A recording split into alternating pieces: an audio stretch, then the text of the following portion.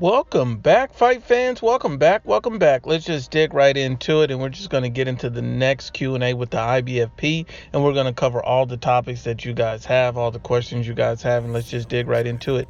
Swiss Kids 316 states, can you do a video exposing Marquez for hating on Canelo and contradicting himself all the time? Absolutely, brother. We'll get right into that. Alex Garcia states Canelo should fight Jermall Charlo so all the fanboys can be brought to reality. Also, I would love to see him become undisputed, although Andrade is a tough fight.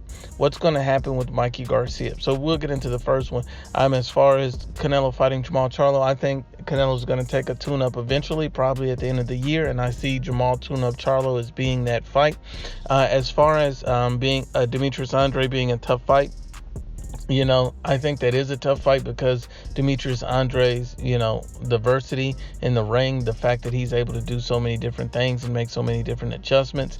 The thing is, with Canelo, every time that you think that he's in for a tough fight, somehow he makes it look a lot easier than what it really is. But yes, what's going to happen with Mikey Garcia? I think the Mikey Garcia fight, his next fight will be very interesting. He stated it should be at 140. So let's see if he takes a world champion. I think Maurice Hooker would be a natural selection since that's a fight that's already been offered to him by Eddie Hearn. So I think that's definitely a fight that Mikey Garcia should look into or at least take. He also states, I'm happy the Spence Porter fight is going to happen. Spence is finally getting someone of note. Mikey is solid, but was a lightweight. Porter, I believe, will give him real problems. I think the Sean Porter fight will be interesting, and it will be a much more difficult fight than the Mikey one. I've never seen Sean Porter in a fight where he was completely blown out and looked out of the water. Sean Porter has only lost very close fights against a Danny Garcia and against a Keith Thurman. So Sean Porter, I'm sorry, not against a Danny Garcia, against a Kell Brooks. So I'm sure that Sean Porter will bring everything he has into this fight, and this will be a very interesting fight. I will favor Errol Spence Jr. to beat Sean Porter, but I think it will still be a fantastic fight. Alan DiCaprio says, when is Canelo getting his credit from Chavez and Juan Manuel Marquez and the haters? I agree 100%. That's why we're going to make a video, dig into that, because, I think Canelo Alvarez at some point needs to get his credit, needs to get his just due. And I think that the credit for Canelo is actually going to come in the form of him becoming undisputed, beating a Demetrius Andrade, unifying belts, if that, should be the next fight. Becoming an undisputed champion. That's one of the most prolific and history-making events that can occur in boxing, and I think that that's the type of thing that will give Canelo Alvarez ultimate credit and respect from everyone.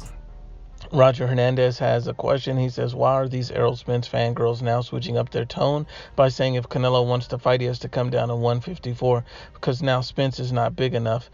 They act like Spence is the A side and they can call any shots against Canelo. These fans know just how making excuses because they know Canelo will destroy Spence. I agree. I think Canelo would destroy Spence. Canelo's the A side to any boxer, period, hand down in boxing at this moment. Canelo is the A side. He's the biggest star in boxing, at least North American boxing. And if you look at it, and you have to be honest and unbiased about it, at the end of the day, Canelo Alvarez would not come down and wait for Errol Spence. Errol Spence would come up to 160 for the simple fact that Errol Spence Jr. has already stated he would fight as high as 168 one day. Those are his words. So he'd have no problem making 160. He said he'd be fine with that as well. And the audacity of anyone to think that Canelo Alvarez would, be the B-side to Errol Spence make no sense when Errol Spence Jr. needs Mikey Garcia to sell pay-per-views. But let's just keep it going. Jose Yepes states, the 154-pound division just got crazy. You think Munguia can compete with J-Rock, Hurd, Harrison, or the Cornball? Charlo? Honestly, I don't see him beating anyone. What's your take? Well, I think that Munguia has a chance, especially with a guy like Jarrett Hurd, who's very big, very strong, but takes a lot of punishment. And Munguia is very big and very strong. He takes a lot of punishment as well. So I think that could be a much closer fight than what people think because of Munguia's power and strength. And I think that Munguia would be a naturally stronger fighter than a J-Rock, But I think that J-Rock has better boxing skills and ability than Munguia. So it will be a very interesting toss-up to see how 154 pans out and who comes out out of all of those guys. Eduardo Sanchez states, when are you doing a face reveal? Well, Eduardo, I've never met a lot of people who really wanted or had an invested interest in seeing my face. It's a very odd thing that people want to see what I look like, but eventually you will see my face because I will actually, be doing a lot of boxing interviews and different things coming up in the future. Stay tuned. El Californio states, you and I both know Canelo haters are going to criticize him no matter what. I used to believe Canelo haters would come around after he beat Triple G, and when that didn't happen, I thought, okay, well, maybe after he retires, people will look back on his career and finally realize how great he was. Now, I believe Canelo won't be seen as an all-time great until he dies, along with a generation of stubborn haters. Do you believe the man will ever get the credit he deserves? And I've kind of touched on this, but El Californio, you raise a great question, a great point, and that is, Canelo is being hated on to another level at this point, and I think that once he becomes undisputed, he'll get the credit he deserves, or even if he wins another title at another weight at 168, or beat a guy like Kovalev, does something else, and I feel like they keep moving the bar for Canelo, but he should already get the credit, especially beating a Danny Jacobs, Triple G, him doing so much in his career, especially at this young age, and especially with potential knee injuries. I think Canelo Alvarez is not getting the credit he deserves, should get more, but as he continues to fight the best, he will eventually get that credit. But let's keep it going. The next question is round 105. He said, love your video, bro. Thank you. Anyways, question, do you think Wilder loses a rematch with Tyson? Absolutely. I think Deontay Wilder will lose a rematch with Tyson Fury. I think Tyson Fury will put on a boxing masterclass. He also states that match was the hype after the first one, but now it seems calmed down a bit. Yes. As you get closer to these fights being made and actually happen, people in the excitement starts to build up a little bit more. The next one is Elaine Rosales. He says, I have a lot of love and respect for your channel. You're unbiased as always. Thank you, Elaine. But my question is, do you honestly think anyone in the middleweight division can beat Canelo? I don't think so. He has improved and will continue to improve, and his last fight was tough, but damn, his defense was on point. Head and hip movement kind of reminded me of a Julio Cesar Chavez Jr. Just saying. That's a great statement, and I don't think there's no one in the middleweight division I would favor over Canelo. I would favor Canelo over everyone. I think Demetrius Andre may have one of the best chances too, because we don't know how good he is. We see his elusiveness and skills as far as defensive and offensive capabilities, but even with Canelo, I still just heavily favor him over everyone, but I think Demetrius Andre would be a very intriguing and unique challenge. 2015 states, what happens if Anthony Joshua loses to Andy Ruiz in his next fight? Then there's going to be an automatic rematch, and there's going to be chaos descending in the heavyweight division.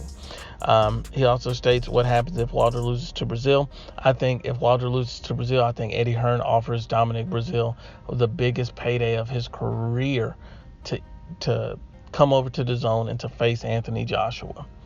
That's a very good question. Let's keep going. Lemon 26 says, I hope Triple G faces Charlo. You and me both, brother. Goldstein says, I have Manny beating Thurman, but goes to the decision. It's a robbery, most likely. And I can see a robbery happening in that instance, since you would see Keith Thurman as being the younger fighter.